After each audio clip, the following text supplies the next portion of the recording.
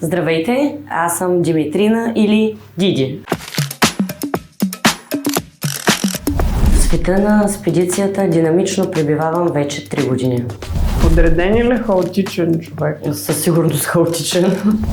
Ако трябва да опишеш работата си като филмов жанр, какъв ще е? Екшън комедия.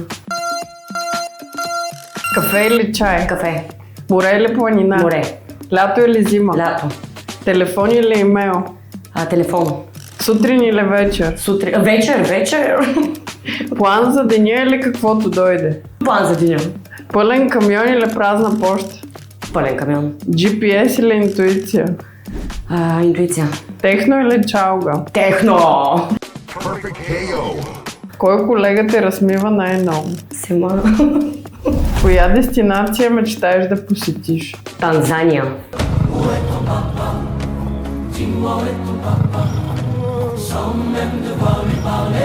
Ако можеш да смениш професията си за един ден, каква щеше да е? Нямаше да я сменя.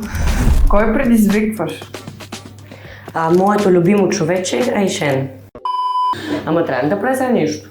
Винаги съм много бърза за Добре. жалост, за хубост. Дай. Никой няма предизвикам. Другата седмица пак съм аз.